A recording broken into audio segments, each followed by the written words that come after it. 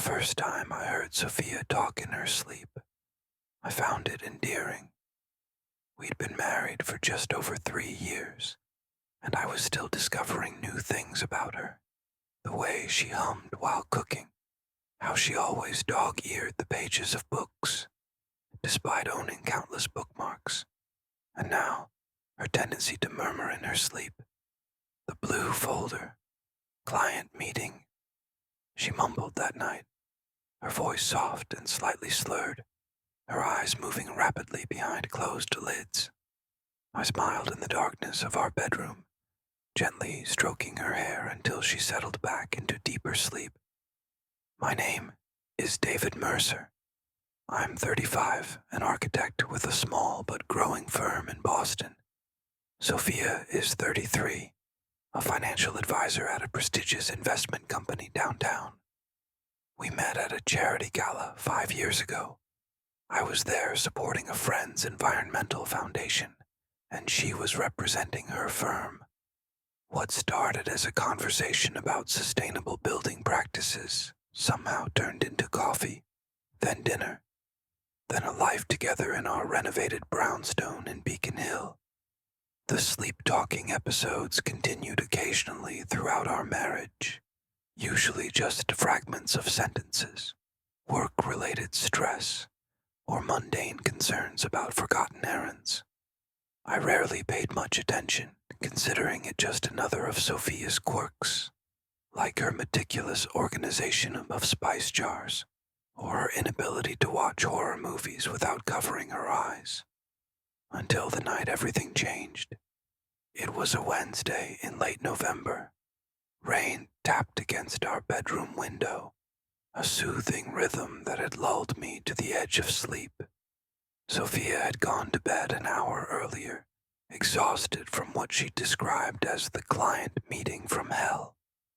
I was just drifting off when her voice, unusually clear, cut through the darkness. "I can't keep doing this, Mark," she said. I opened my eyes, suddenly alert. Mark. I didn't know any Mark in Sophia's life, at least not one significant enough to appear in her dreams. "It's not fair to David," she continued, her voice tinged with what sounded like guilt. The sound of my own name jolted me fully awake. I turned toward her, studying her face in the dim light, filtering through our curtains. She was still deeply asleep, her features relaxed, unaware of the words she was speaking. "I know," she murmured as if responding to someone, "but I never meant for it to go this far." My heart began to pound as I listened, frozen beside her. Was this just a dream? Random neurons firing, creating scenarios with no basis in reality? Or was it something else, a confession her conscious mind would never allow, but her sleeping self couldn't contain?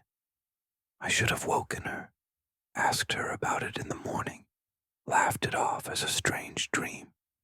Instead, I listened as she continued, her words becoming more fragmented, but no less disturbing.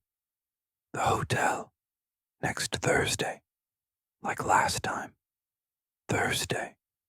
She had mentioned a conference in New York next Thursday, an overnight trip she'd been preparing for all week. Was there no conference? Or was there someone waiting for her there? Someone named Mark? I lay awake long after she fell silent, staring at the ceiling, trying to make sense of what I'd heard. By morning, I'd almost convinced myself it was nothing, just a bizarre dream she'd been having, unconnected to reality. Almost. The next day passed normally. Sophia left for work with her usual kiss goodbye, texting me during her lunch break about dinner plans, arriving home at her regular time. Nothing in her behavior suggested deception or guilt. I watched her carefully as she moved around our kitchen, preparing the pasta she'd promised, her movements familiar and comfortable. "How was your day?" she asked, stirring the sauce, the rich aroma of tomatoes and herbs filling our kitchen. "Fine," I replied, trying to keep my voice casual. finalizing the designs for the Westbrook project. You? Busy, she said. Quarterly reviews are killing me, and I'm still preparing for that conference next week. The conference, Thursday, like last time. Remind me again what this conference is about, I asked, pouring us each a glass of wine. If she was surprised by my question, she didn't show it. Investment strategies for sustainable industries. It's actually right up your alley. I'll bring you back all the materials. Her answer was smooth, detailed, convincing. I nodded, sipping my wine, hating the seed of doubt that had taken root in my mind. That night I stayed awake long after Sophia had fallen asleep, hoping she might speak again, might reveal more. For hours there was nothing but her steady breathing. I was just about to give up when she stirred, turning restlessly. Mark, she sighed, the name like a knife between my ribs. I miss you. 3 words. So simple, yet so devastating. I miss you. Not the words of someone in a professional relationship. Not the words of a casual acquaintance. The words of someone connected, intimate, longing. I didn't sleep that night, or much the next. I began to watch Sophia with new eyes, noticing details I'd overlooked before. How she took her phone with her everywhere, even to the bathroom. How she had started working later more frequently in the past few months. How she sometimes seemed distracted during our conversations, as if her mind were elsewhere, or with someone else. A week passed. Each night I waited, hoping for more information, more confirmation of my growing suspicions. Some nights she slept silently. Others she provided pieces of a puzzle I was becoming increasingly desperate to solve. The Meridian Hotel, she murmured one night, room 412. I'll tell him I'm with Jessica. Another night. He never checks. Jessica was her colleague and close friend. They often had dinner together when working late. How many of those dinners had been real? How many had been covers for something else? For someone else? The ethical dilemma of what I was doing began to weigh on me. Was it right to use her vulnerability against her? To exploit her unconscious revelations? Was I violating her privacy in an unforgivable way?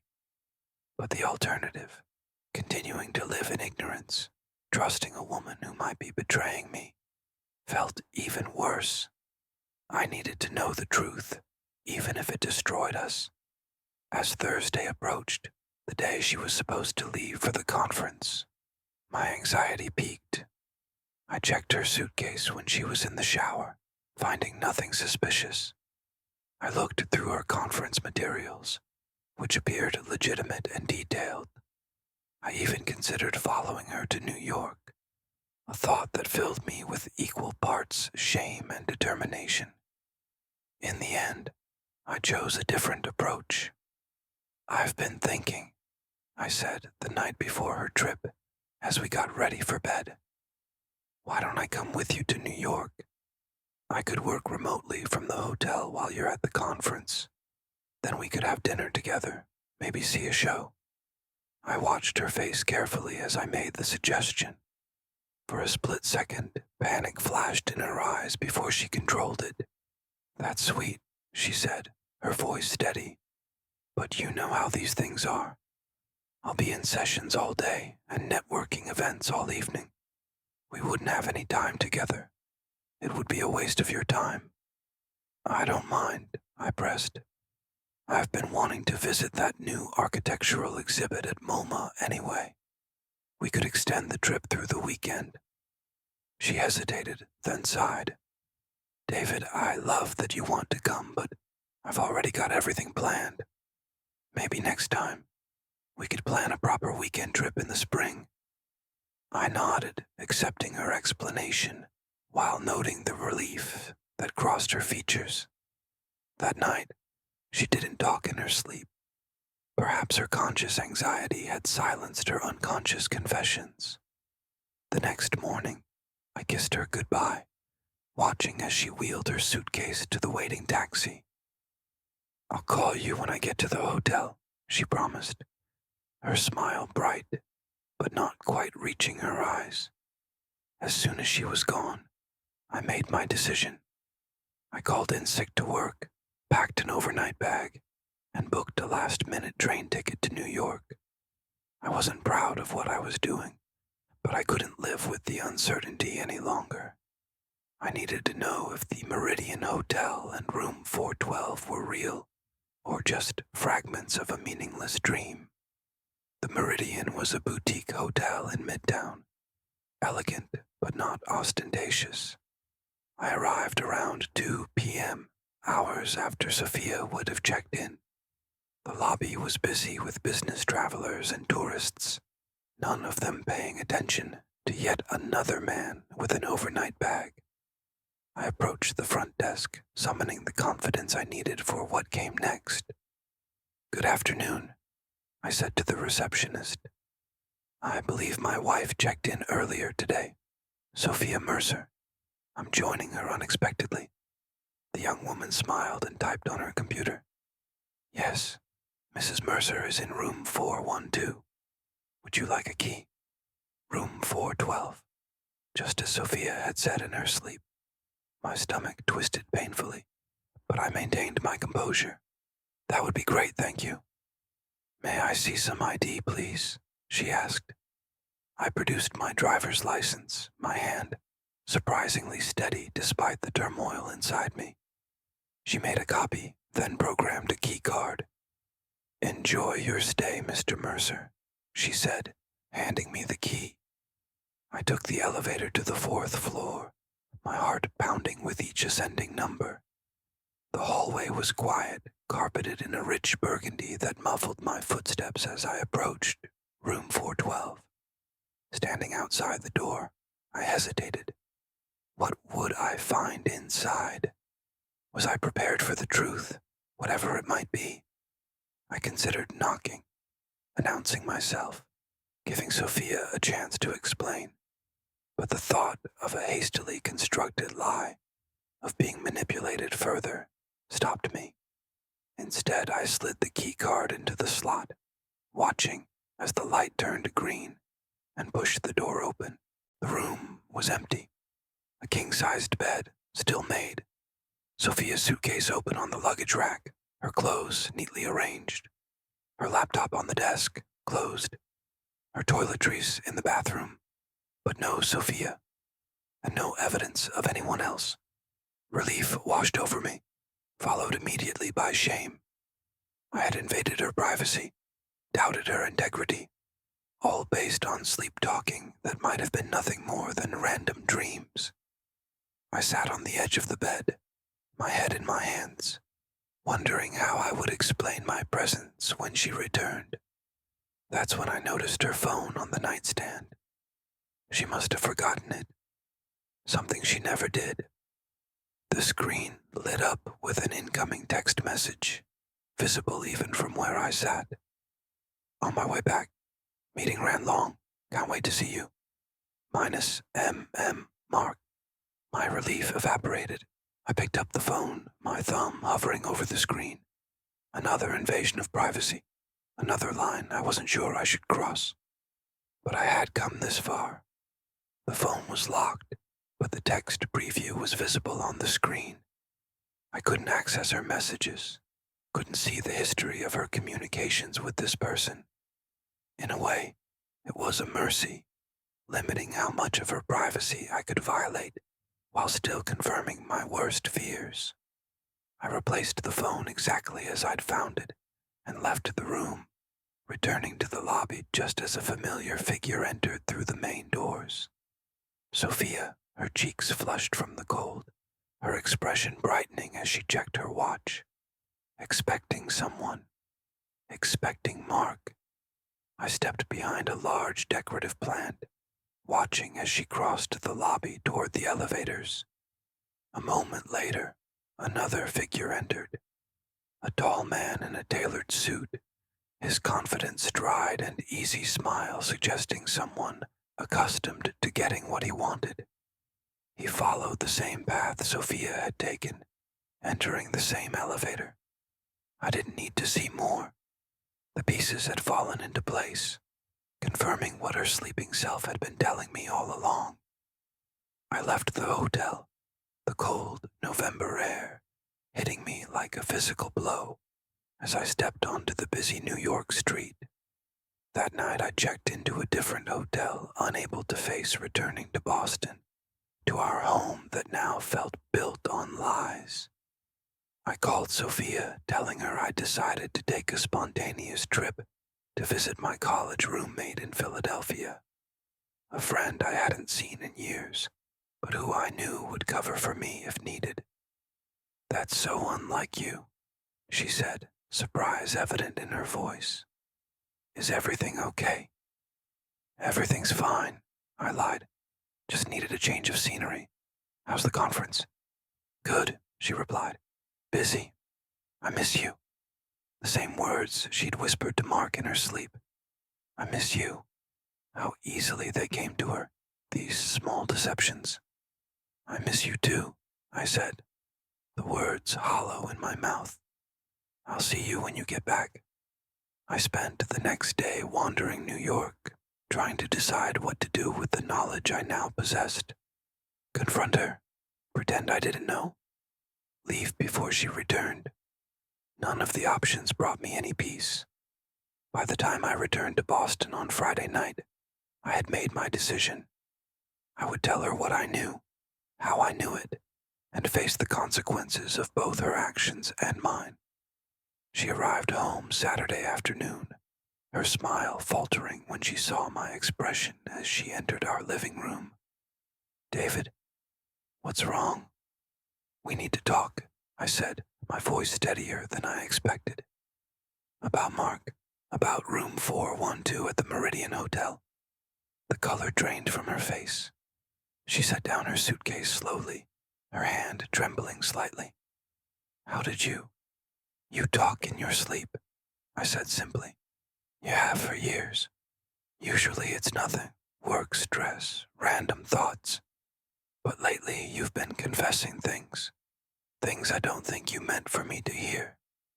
Understanding dawned in her eyes, followed quickly by horror. "My sleep talking. That's how you found out?" I nodded. "At first, I thought it was just dreams, random nonsense.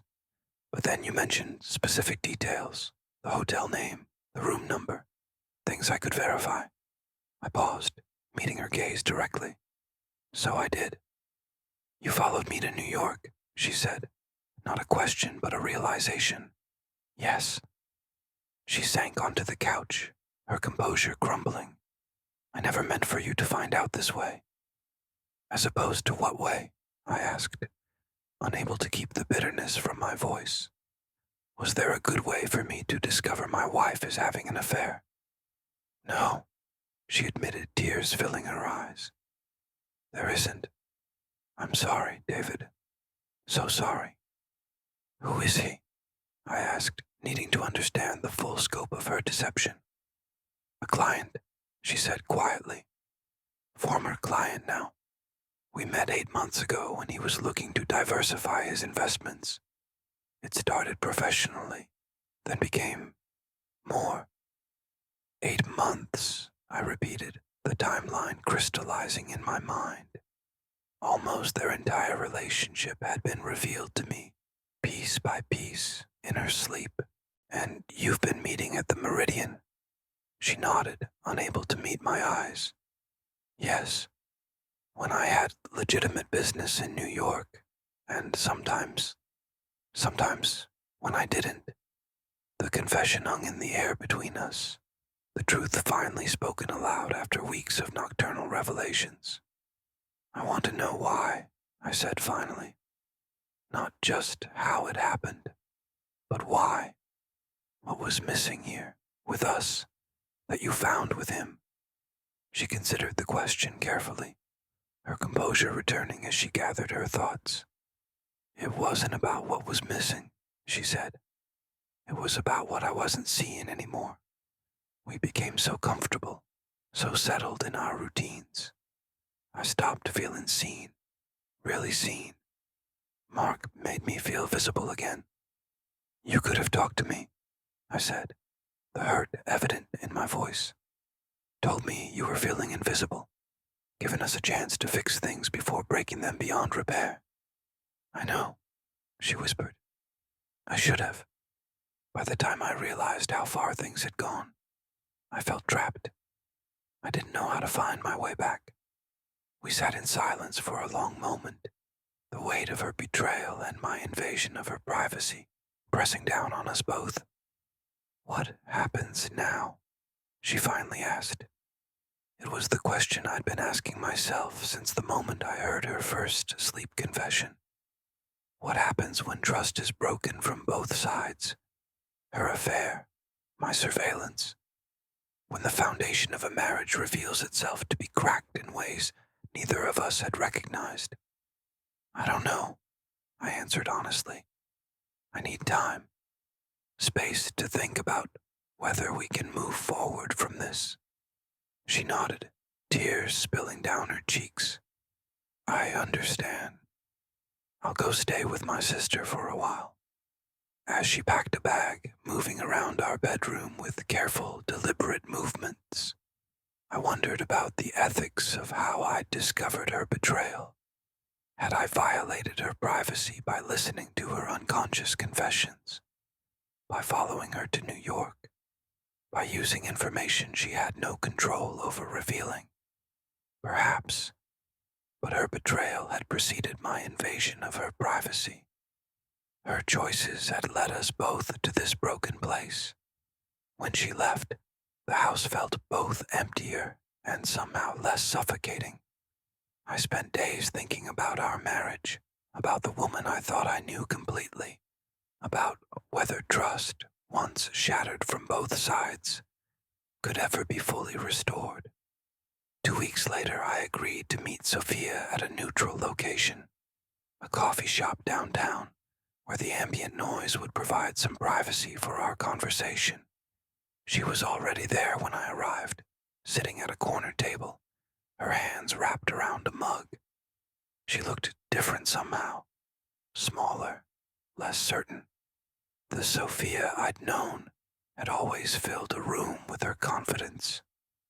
Thank you for coming, she said as I sat across from her. I nodded, studying her face. The woman I had loved for years. The woman who had betrayed me. The woman whose unconscious mind had revealed what her conscious mind had worked so hard to hide. I've ended things with Mark, she said after a moment. Completely. I haven't seen or spoken to him since that day in New York. Okay. I know that doesn't fix anything, she continued. I know I've broken something precious between us. We both have, I acknowledged. You with your affair, me with how I discovered it. Neither of us is innocent here. She looked surprised at my admission, then nodded slowly. I've been thinking about that. About you hearing my sleep talking. I was angry at first that you'd use something I couldn't control against me. But then I realized maybe it was the only way the truth could come out. Maybe my unconscious mind was trying to confess what my conscious mind couldn't bring itself to do. The idea was strangely comforting, that some part of her had wanted honesty, had sought a path back to truth, even as another part of her continued the deception. Why did you keep talking in your sleep? I asked. After the affair began, I mean. Weren't you afraid I'd hear something? I didn't know I was saying anything revealing, she said. You never mentioned it. And I've always talked in my sleep. It's been happening since I was a child. My sister used to tease me about it when we shared a room. We sat in silence for a long moment. The sounds of the coffee shop, steaming milk, quiet conversations, the clink of cups, washing over us. I don't know if I can trust you again, I finally said. and I don't know if you can trust me, knowing I might hear things you never intended to share. I know, she whispered, but I want to try, to rebuild that trust, to find our way back to each other, if you're willing. Was I willing? I looked at her, this woman I had loved for so long, this woman who had hurt me so deeply, this woman whose unconscious mind had revealed her secrets, while her conscious mind continued its deception. The answer wasn't simple. I can't promise anything, I said honestly, but I'm willing to try, to talk, to see if there's anything left here worth saving. She nodded, relief and sadness mingling in her eyes. That's all I can ask for. In the months that followed, we began the slow, painful process of rebuilding. Therapy, both individual and couples. Honest conversations about what had led to our affair, to my invasion of her privacy. Gradual steps toward a new kind of relationship, one built on a more complete understanding of each other's needs and vulnerabilities. Sophia still talks in her sleep occasionally. Now, instead of secrets and deceptions, she murmurs about work deadlines, grocery lists, plans for the weekend. I no longer lie awake listening for revelations, no longer use her unconscious words as a window into her conscious actions. Trust, once broken, is like a vase that's been shattered. It can be glued back together, but the cracks remain visible. Yet sometimes, those visible repairs become part of its beauty, a testament to what has been overcome, to the care taken in restoration. Whether our marriage survives in the long term remains to be seen, but we both understand now that truth, however it emerges, is essential to any relationship worth having. Sometimes it comes through difficult conversations, sometimes through painful confrontations, and sometimes, as I learned, through the unguarded honesty of a sleeping mind that knows no deception. In sleep, we are our most authentic selves. It was in sleep that Sophia revealed her betrayal, and perhaps it is in sleep that she now reveals her genuine commitment to rebuilding what was broken. Only time will tell if these unconscious truths are enough to heal the conscious wounds of the past. If this story touched you, leave a like to show your support, and subscribe for more whispered tales of heartbreak and hope.